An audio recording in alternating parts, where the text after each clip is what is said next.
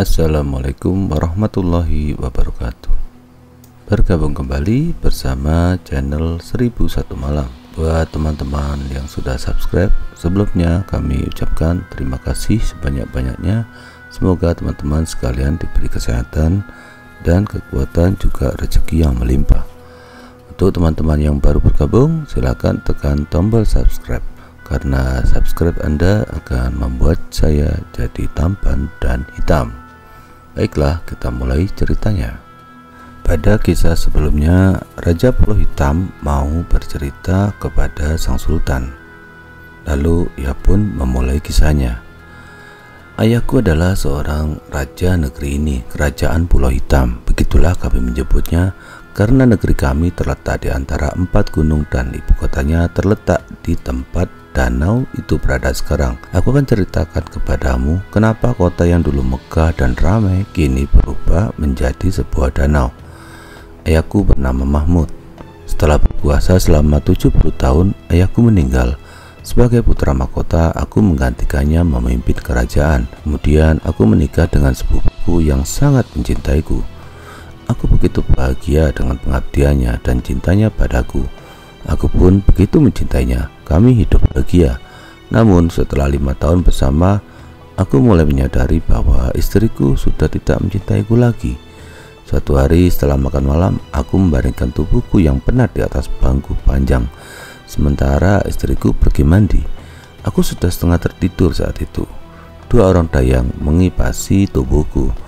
1 orang duduk dekat kepalaku dan 1 orang lagi duduk dekat kakiku. Menyangka aku telah tertidur, keduanya berbincang-bincang dengan suara berbisik. Oh, kasihan sekali tuan kita ini. Sungguh tidak beruntung memiliki istri yang tidak setia.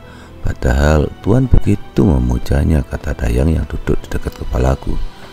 Ya, dan aku tidak habis pikir kenapa tuan kita tidak sampai tahu istrinya pergi meninggalkannya setiap malam, jawab yang lain. Bagaimana mungkin ia tahu, kata dayang pertama. Setiap malam ia akan memberi tuan kita segelas jus yang telah dicampur ramu-ramuan. Jus itu akan membuat tuan tertidur pulas sepanjang malam, sehingga ia bebas pergi kemanapun ia suka. Esoknya ia akan menaruh parfum khusus di hidung tuan untuk membangunkannya.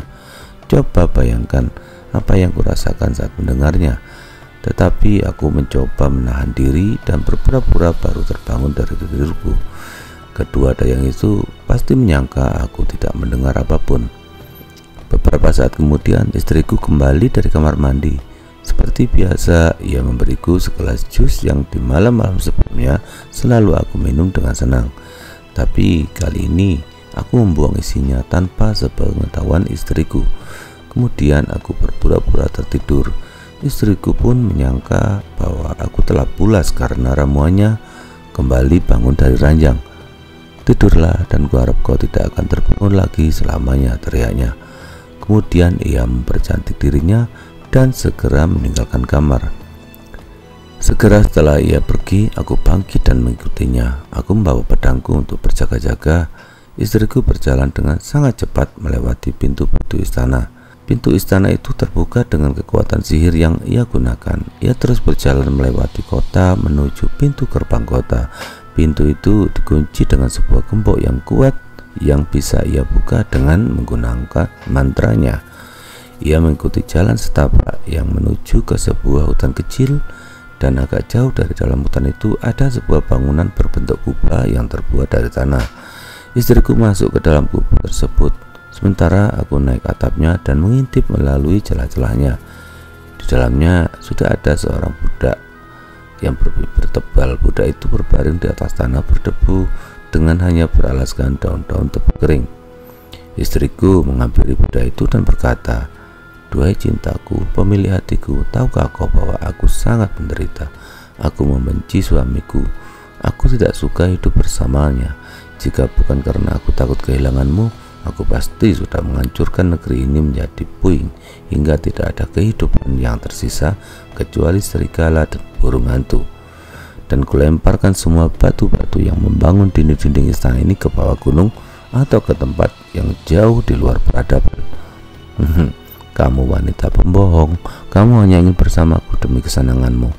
Aku tidak mau bersamamu lagi, kau wanita jalang, kata budak hitam. Oh cintaku, hanya engkau yang ada di hatiku. Jika kau mengusirku, alangkah sengsaranya aku, tangis istriku. Bayangkan betapa aku marah melihat semua ini. Maka aku diam-diam mendekati budak hitam itu saat mereka telah tertidur. Lalu aku menusuk lehernya dengan pedangku. Ia langsung tergulai dan aku menyangka bahwa ia telah mati.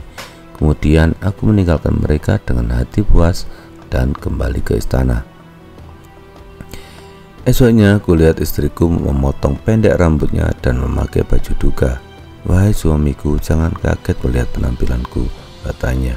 Aku baru saja menerima 3 kabar yang membuatku begitu berduka. Kabar apa? Tanyaku. Pertama adalah kematian ibuku. Kedua, bahwa ayahku telah terbunuh dalam peperangan. Dan ketiga, bahwa adikku telah tewas karena terjatuh ke dalam jurang. Maka biarkanlah aku menangisi kepergian mereka, kata istriku.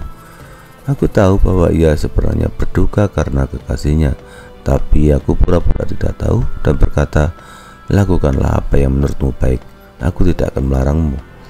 Ia menangis dan berduka selama 1 tahun. Kemudian ia meminta izin padaku untuk membangun sebuah kuburan yang indah, dan aku pun mengizinkannya. Lalu ia membangun sebuah pohon besar di tengah istana dengan kubah di atasnya, dan menyebut tempat itu sebagai Istana Air Mata. Ketika istana miliknya telah selesai, ia membawa tubuh kekasihnya ke dalamnya. Istriku ternyata menghidupkannya lagi dengan kekuatan sihir yang ia miliki. Namun budak itu tidak bisa kembali seperti sedia kala. Ia hanya bisa membuka matanya, tapi tidak bisa menggerakkan badannya. Pendek kata, ia tidak hidup juga tidak mati. Istriku memberi budak itu semacam obat sehingga ia tetap hidup hingga saat ini. Setiap hari istriku pergi mengunjunginya sebanyak 2 kali untuk melantunkan pujian-pujian cintanya kepada budak itu. Aku tetap berpura-pura mengajukannya, hingga ketika 2 tahun berlalu, aku mulai kehilangan kesabaranku. Aku lalu pergi dalam istananya dan mendengarnya berkata, oh betapa berat melihatmu seperti ini wahai kekasih. Seandainya aku bisa memikul sebagian penderitaanmu. Duhai kekasih, ucapkanlah sepatah kata dan aku akan bahagia.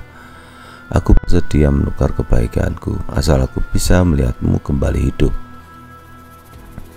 Aku tidak dapat menahan kemarahanku. Aku mendekati dan berkata, cukup, sudah saatnya kau menghentikan semua tangisan yang memalukan ini. Suamiku, jika kau masih menghargaiku, aku minta biarkan aku dalam kesedihanku hingga waktu yang menyembuhkannya, kata istriku. Kemarahanku memuncak sehingga aku berkata, itu adalah ucapan seorang istri yang mengkhianati suaminya. Kenapa kau tidak mati saja bersama kekasihmu itu? Istriku segera menyadari bahwa akulah yang telah menikam kekasihnya. Ia segera bangkit dan memandangku dengan penuh kebencian. Ternyata engkaulah yang telah membuatku menderita. Ternyata tanganmu lah yang telah membuat kekasihku menjadi seperti ini. Jadi kau datang ke sini hanya untuk menertawakan kesedihanku, bukan? Ucapnya marah. Iya, akulah yang menikamnya, dan kau pun pantas mendapatkan perlakuan yang sama, ucapku tak kalah marah. Aku segera mengunus pedangku dan siap menekamnya. Tapi istriku mengucapkan mantra-mantra yang tidak aku mengerti. Lalu dengan tersenyum ia berkata, dengan kekuatan sihirku, jadilah kau setengah batu dan setengah manusia. Dan sejak itulah, kata raja muda itu, aku menjadi seperti ini, hidup tidak, mati pun tidak. Segera setelah menyihirku, ia memindahkanku ke ruang ini. Ia menyihir seluruh kerajaan, seluruh kota diubahnya menjadi sebuah danau. Penduduk kerajaanku terdiri dari 4 macam golongan, yaitu Muslim, Kristen, Yahudi, dan Majusi. Ia mengubah mereka menjadi 4 jenis ikan, putih untuk orang Islam, merah untuk orang Majusi, biru untuk Kristen, dan kuning untuk Yahudi. Dia juga menyihir 4 pulau menjadi 4 buah bukit dan menempatkannya di sekeliling danau. Dan sejak itu ia akan mendatangiku setiap hari untuk menyiksaku. Ia akan memberiku ratusan kali cambukan hingga seluruh tubuhku penuh dengan darah.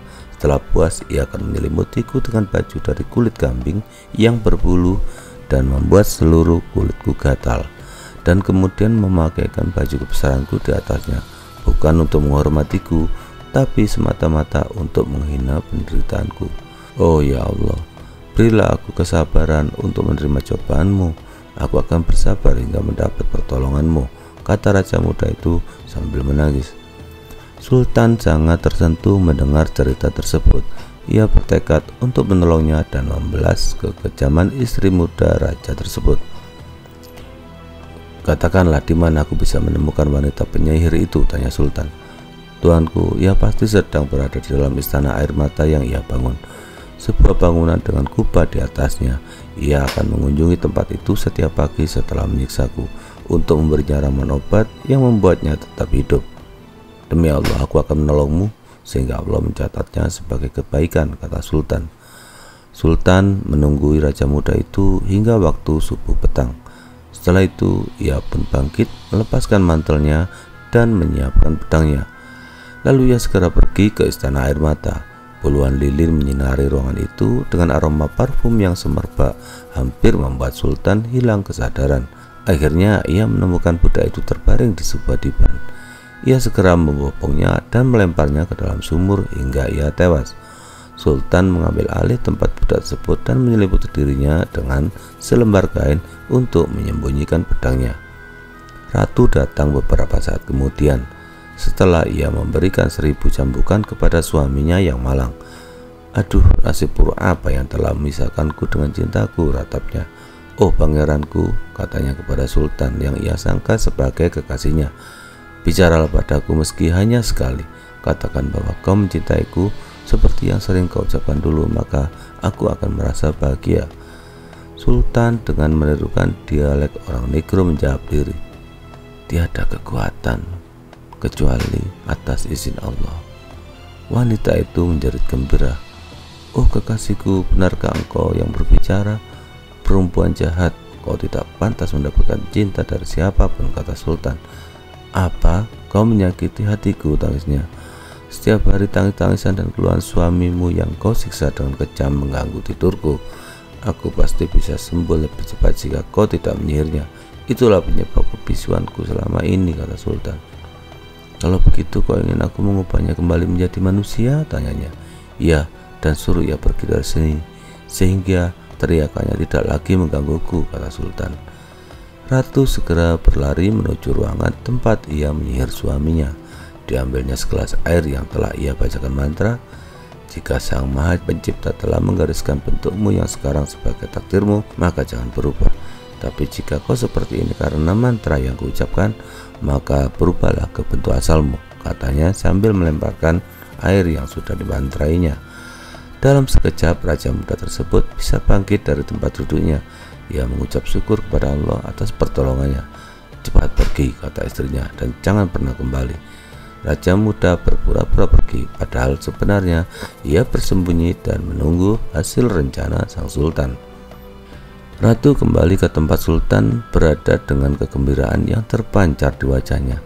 Aku telah melaksanakan perintahmu, bangkitlah cintaku, sehingga aku bisa menggenggam tanganmu, katanya.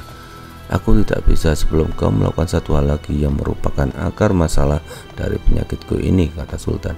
Apakah itu? Katakanlah, aku akan melakukannya, kata wanita itu. Bagaimana mungkin kau tidak tahu, teriak Sultan.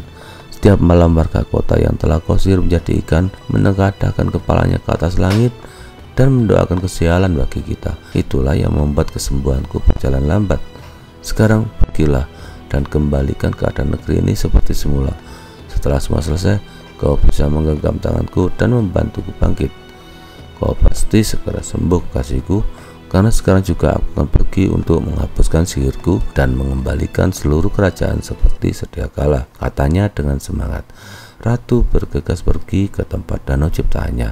Ia menjitu air danau itu dengan tangannya dan mengucapkan mantra penghapus sihirnya. Sekejap kemudian danau itu berubah menjadi kota yang ramai. Ikan-ikan yang beraneka warna kembali menjadi warga kota. Para pengawal sultan yang kemarin berkemah di pinggir danau terkejut saat tiba-tiba mereka berada di tengah-tengah kota. Ratu yang kembali ke istana air mata dan segera menemui sultan yang masih berpura-pura sebagai kekasihnya. Kekasihku, aku telah melakukan tugasku. Kini bangkitlah dan sambutlah tanganku, katanya. Mendekatlah, kata sultan. Ratu segera mendekati sultan. Lalu sebelum ratu dapat melihat wajah orang yang berbaring di atas ranjang itu, dengan sangat cepat Sultan memegang tangan ratu dan menusukkan pedangnya hingga ia tewas. "Kini kau tidak bisa lagi berbuat kejahatan di bumi ini," kata Sultan. Sultan segera menemui Raja Muda yang sudah tidak sabar ingin mengetahui keberhasilan rencana Sultan. Ia begitu gembira saat melihat Sultan keluar dari istana air mata dengan selamat. "Gembiralah sahabatku, karena kini penyihir itu telah binasa," kata Sultan. Raja Muda sangat berterima kasih atas pertolongan Sultan dan meminta untuk tinggal lebih lama. Namun Sultan menolaknya. "Semoga kau hidup bahagia di kerajaanmu," kata Sultan. "Hampirlah kapan-kapan ke istanaku, karena kerajaanmu dan kerajaanku jaraknya tidaklah terlalu jauh." "Sultan yang agung, apakah Anda mengira bahwa letak kerajaan kita berdekatan?" tanya Raja Muda. "Tentu saja, paling lama 4 atau 5 jam perjalanan," jawab Sultan. "Tidak, Sultan yang agung, itu karena Anda datang ke sini di saat kerajaan ini masih terpengaruh sihir. Tapi karena kini semua kembali normal, maka sebenarnya kerajaan kita sangatlah berjauhan. Paling tidak 1 tahun waktu yang dihabiskan untuk sampai ke kerajaanmu. Dan aku memutuskan untuk menemanimu di perjalananmu. Aku akan menyerahkan tahtaku kepada saudaraku. Inilah mungkin kesempatanku untuk membalas kebaikanmu," kata Raja Muda. Sultan sangat terkejut mengetahui bahwa ia telah pergi begitu jauh dari kerajaannya. "Tidak masalah," kata Sultan. "Perjalanan panjang yang akan aku lalui pasti tidak akan terasa berat dengan adanya kau bersamaku. Aku akan mengangkatmu sebagai anakku dan menjadikanmu pewaris tahtaku karena aku tidak memiliki seorang anak pun," kata Sultan. Pernyataan Sultan disambut dengan pelukan hangat dari Raja Muda tersebut. 3 minggu kemudian, semua persiapan untuk perjalanan panjang tersebut telah siap. Semua pejabat istana dan warga kota melebas kepergian Sultan dan Raja mereka dengan penuh haru. Perjalanan panjang mereka tempuh tanpa kesulitan yang berarti. Sultan dan para pengikutnya disambut hangat dan sukacita di kerajaannya. Esoknya, Sultan mengumumkan keputusannya untuk mengangkat Raja Bola Hitam sebagai anaknya dan penerus tahtanya. Sebagai ucapan terima kasih kepada nelayan yang secara tidak sengaja menyebabkan kisah ini terjadi, Sultan menganugerahkan penghargaannya dengan menjadikan mereka keluarga bangsawan, sehingga ia dan keluarganya bisa hidup berkecukupan hingga akhir hayatnya. Sekian dulu untuk kisah Syahrezad malam ini. Untuk kisah berikutnya silahkan simak di video berikutnya. Wassalamualaikum warahmatullahi wabarakatuh.